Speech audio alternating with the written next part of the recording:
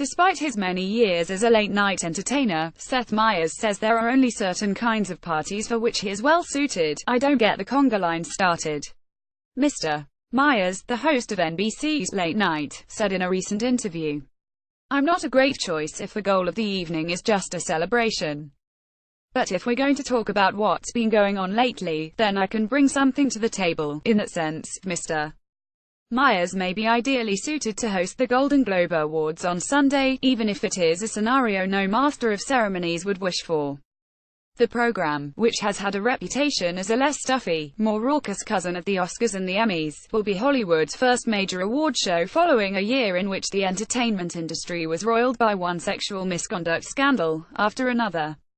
Prominent women spoke up to detail the abuses they suffered, and once powerful men experienced precipitous falls from grace. When Mr. Meyers takes the stage at the Beverly Hilton Hotel to host the Golden Globe Awards for the first time, he will have to find humorous ways to talk about this unpleasant, extremely painful topic, even while celebrating film and TV accomplishments and roasting a room full of stars wearing black to protest gender inequality. "It is a challenge Mr.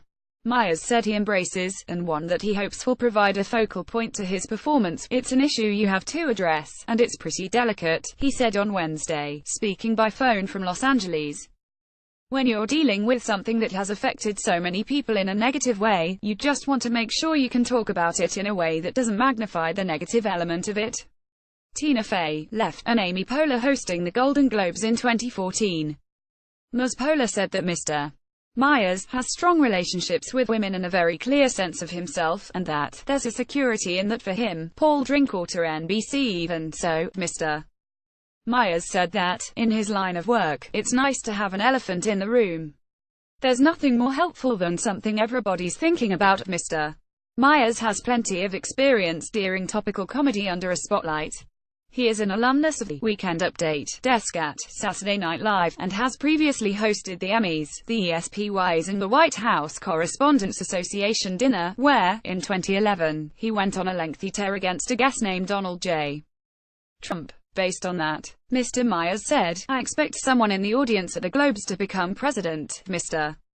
Meyers contributed jokes to the 2013, 2014 and 2015 Golden Globe ceremonies, when his SNL colleagues Tina Fey and Amy Poehler were the hosts, and worked as an unseen talent wrangler. "I'd go out and remind Glenn Close that, after the commercial break, we're going to cut to her and she has to look like she's drunk on champagne," he explained.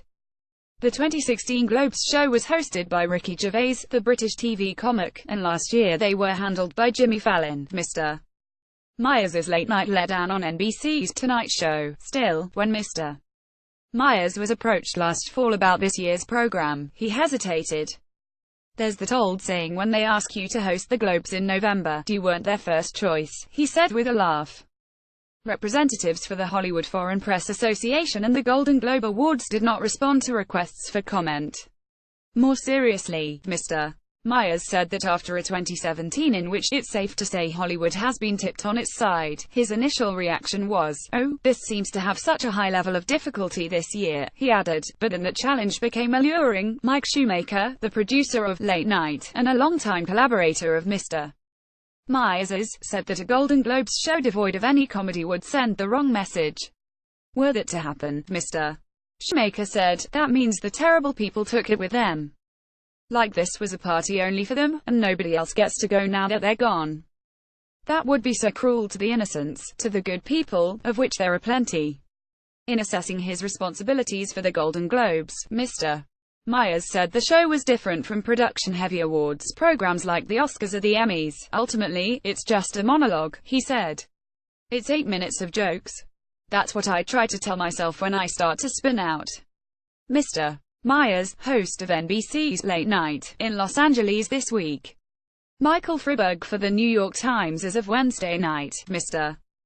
Meyers said he and a team of about 8 to 10 writers, essentially his monologue team from Late Night, and some Weekend Update alumni, had written a ton of jokes they would start winnowing down on Thursday. "At this point, we've invited everyone to write about whatever they think this year's been about," he explained. "Now we'll start finding out what we've missed." Mr.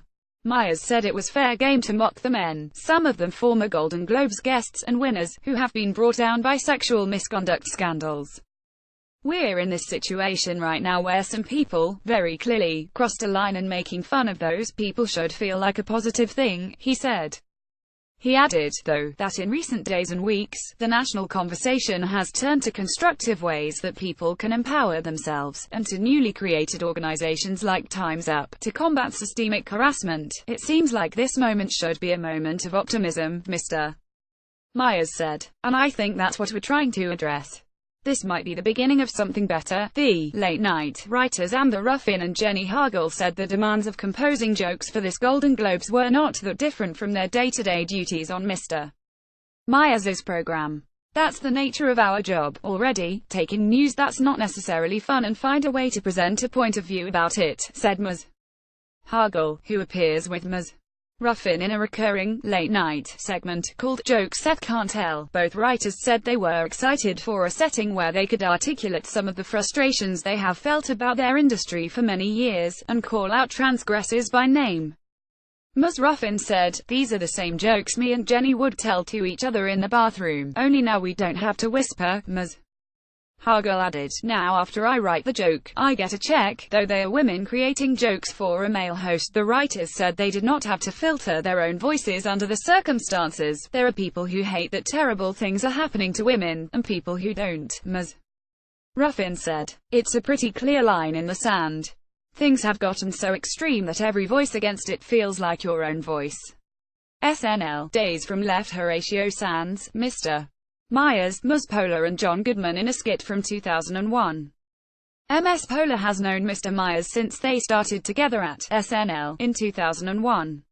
Mary Ellen Matthews, NBC, via Getty Images. Ms. Poehler, who has known Mr.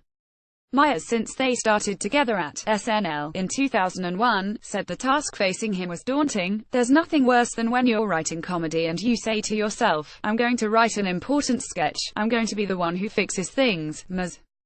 Poehler explained. She predicted that Mr. Meyers would prevail because he is attuned to a sentiment in his audience that she described as, "How, today, are you, a white male, talking when nobody cares what you have to say anymore?"